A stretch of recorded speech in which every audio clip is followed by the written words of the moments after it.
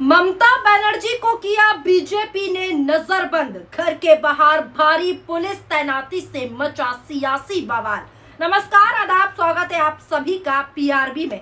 पश्चिम बंगाल की राजनीति से इस वक्त एक ऐसी खबर निकलकर सामने आई है जिसने पूरे देश में सियासी हलचल मचा दी है। ममता बनर्जी ने खुद दावा किया है कि उनके कोलकाता स्थित घर के बाहर भारी संख्या में पुलिस और केंद्रीय बल तैनात किए गए।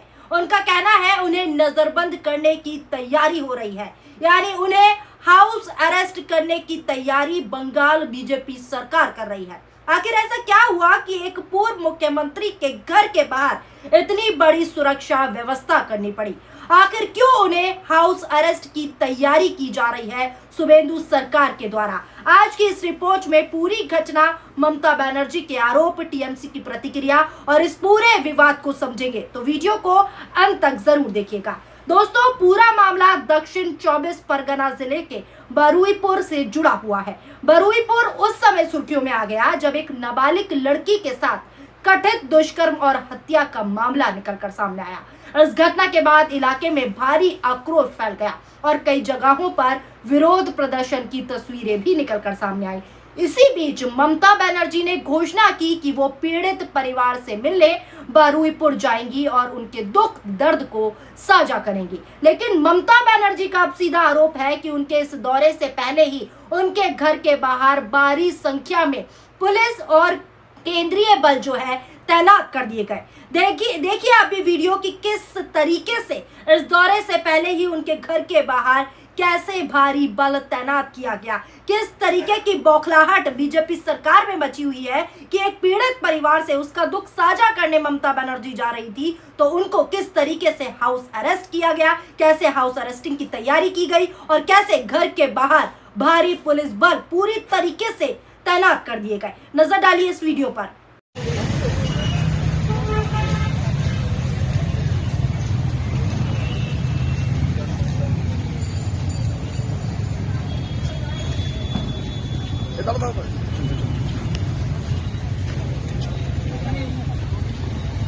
देखा आपने, अब ममता ने सवाल उठाए और सवाल उठाते हुए कहा कि मैं सिर्फ पीड़ित परिवार से मिलने जाना चाहती थी। आखिर इतनी बड़ी संख्या में पुलिस क्यों लगाई गई?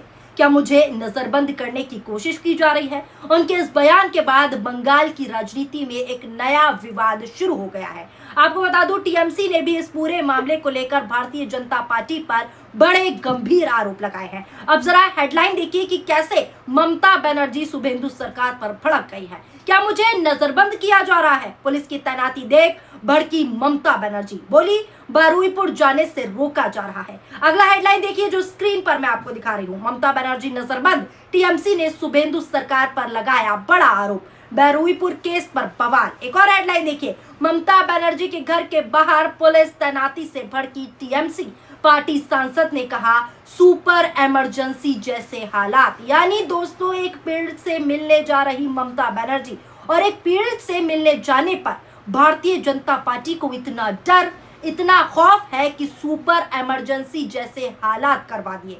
खबर विस्तार से समझिए। पश्चिम बंगाल के दक्षिण 24 परगना जिले में एक नाबालिग बच्ची का शव बरामद होने के बाद से राज्य में सियासी सरगर्मी तेज एक बार फिर से हो चुकी है। इसी बीच आपको बता दूं, राज्य की पूर्व मुख्यमंत्री यानी कि ममता बनर्जी के नेतृत्व वाली पार्टी तृणमूल कांग्रेस यानी कि टीएमसी ने पश्चिम बंगाल की सत्तारूढ़ भारतीय जनता पार्टी बीजेपी पर सीधा सीधा निशाना साधा है। टीएमसी ने कहा है कि भाजपा का सिर्फ और सिर्फ एक ही एजेंडा है और वो है विपक्ष का गला घोटना, विपक्ष की आवाज को दबाना, उनकी कहीं आने जाने पर रोक लगाना और उनके लोकतांत्रिक अधिकार जो है उनको सीमित रखना। ये भाजपा का एजेंडा है। दरअसल टीएमसी की तरफ ये बयान तब सामने आया जब पार्टी प्रमुख और राष्ट्रीय की पूर्व सीएम ममता बनर्जी के आवास के बाहर भारी संख्या में पुलिस बल को तैनात किया गया, जिसकी तस्वीरें मैं आपको लगातार दिखा रही हूँ। जिसे लेकर अब टीएमसी ने आरोप लगाया है कि भाजपा विपक्ष के कहीं भी आने जाने पर रोक लगाना चाहती है। हालांकि आपको बता दूं, भाजपा ने इन आरोपों को खारिज करते हुए बयान दिया और कहा कि इसे बेवजह विवाद पर पैदा करने की कोशिश की जा रही है। राज्य भाजपा के प्रमुख प्रवक्ता देवजीत सरकार ने कहा कि टीएमसी नेता को Z+ सुरक्षा मिली हुई है। सरकार ने कहा टीएमसी ड्रामा करने और बिन बात के मुद्दा बनाने की कोशिश कर रही है। उन्हें Z+ कैटेगरी की सुरक्षा मिली गई है और अगर पुलिस उनके घर के बाहर गश्त लगा रही है तो इसमें क्या गलत है। बता दें आपको, ये सुरक्षा इंतजाम बारुईपुर से एक लड़की का शव मिलने के बाद किए गए हैं। इस घटना के बाद विरोध प्रदर्शन हुए। स्थानीय लोगों ने एक आरोपी को जो है पीट कर हत्या भी कर दी और मामले में 4 लोगों को गिरफ्तार भी किया जा चुका है। एक तरफ दोस्तों टीएमसी का सीधा बड़ा आरोप है कि ममता बनर्जी को रोकने की कोशिश हो रही है, नजरबंद करने की कोशिश की जा रही है, हाउस अरेस्टिंग की तैयारियां चल रही हैं, जबकि दूसरी तरफ प्रशासन सुरक्षा कारणों का हवाला दे रहा है। यहीं से इस पूरे मामले पर राजनीतिक बहस जो है और तेज हो गई। टीएमसी सांसद डेरेक ओबराय ने भी इस मुद्दे पर सोशल मीडिया पर 4 तस्वीरें साझा की। चारों तस्वीर स्क्रीन पर मैं आपको दिखा रही हूँ। ये 4 तस्वीर साझा करते हुए वो लिखते हैं कि कालीघाट में ममता और अभिषेक के घरों के बाहर वाली उसी गली से चिंताजनक तस्वीरें सामने आई हैं। लोगों की आवाजाही की आजादी को रोकने और उन्हें घर में ही सीमित रखने के लिए सेंट्रल फोर्स क्यों तैनात की जा रही है। अभी रूट मार्च हो रहा है, जबरदस्ती घर में कैद किया जा रहा है। वहीं आपको बता दूं टीएमसी सांसद महुआ मोइत्रा ने भी इस पूरे घटनाक्रम पर अपनी प्रतिक्रिया दी है और उन्होंने भी सोशल मीडिया पर वीडियो जो है साझा की है कि किस तरीके से पुलिस बल जो ममता बनर्जी के घर के बाहर तैनात है वही वीडियो शेयर की है और कहा है कि ममता बनर्जी को पीड़ित परिवार से मिलने जाने से रोकने की कोशिश की गई। महुआ ने इस कार्रवाई की आलोचना करते हुए इसे लोकतांत्रिक मूल्यों के खिलाफ बताया है। उनका ये ट्वीट देखिए, मैं आपको बता देती हूँ क्या कुछ महुआ मोइत्रा ने ट्वीट किया है। उन्होंने लिखा कि इसे देखिए, 7 बार की सांसद, कैबिनेट मंत्री और 3 बार मुख्यमंत्री नहीं नेता को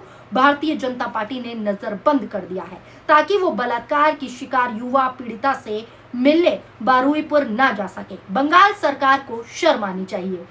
अब सबसे बड़ा सवाल यही है कि आखिर इस पूरे घटनाक्रम का राजनीतिक संदेश क्या है।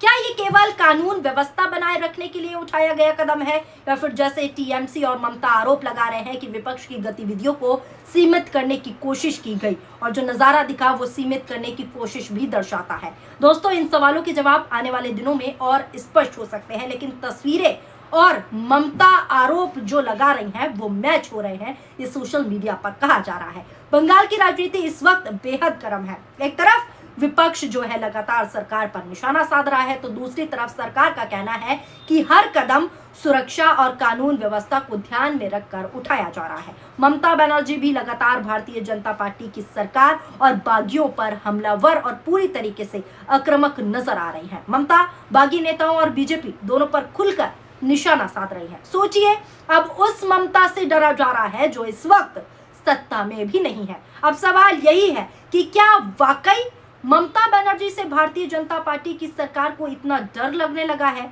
क्या ममता से इतना डर गई है सरकार कि वो एक पीड़ित परिवार से मुलाकात भी नहीं कर सकती?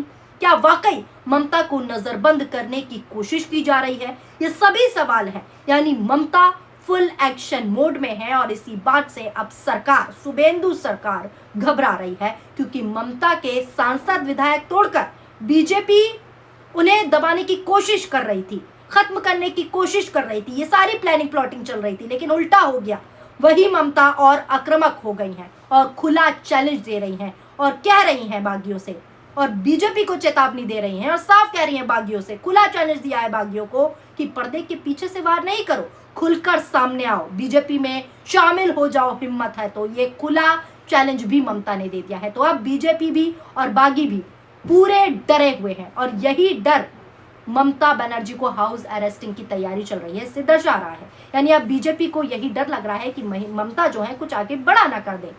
दोस्तों फिलहाल इस पूरे मामले ने एक बार फिर पश्चिम बंगाल की राजनीति को राष्ट्रीय चर्चा के केंद्र में ला दिया है। आपकी क्या राय है? क्या भारी सुरक्षा व्यवस्था सिर्फ कानून व्यवस्था बनाए रखने के लिए की थी भारतीय जनता पार्टी ने, शुभेंदु सरकार ने, या फिर जैसे टीएमसी और ममता आरोप लगा रही हैं कि विपक्ष को रोकने की कोशिश की जा रही है, उन्हें हाउस अरेस्टिंग की तैयारी चल रही है? क्या ये वाकई सच है?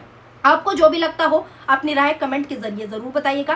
वीडियो पसंद आई हो तो वीडियो को लाइक कीजिए। अगर आप हमारा ये वीडियो हमारे फेसबुक पेज पर देख रहे हैं तो फेसबुक पेज को फॉलो कर लीजिए। अगर आप हमारा ये वीडियो हमारे यूट्यूब चैनल पर देख रहे हैं तो यूट्यूब चैनल को अभी तक आपने सब्सक्राइब नहीं किया है तो सब्सक्राइब कर लीजिए और वीडियो को ज़्यादा से ज़्यादा शेयर भी कीजिए। शुक्रिया, धन्यवाद, नमस्कार, जय हिंद, जय भारत।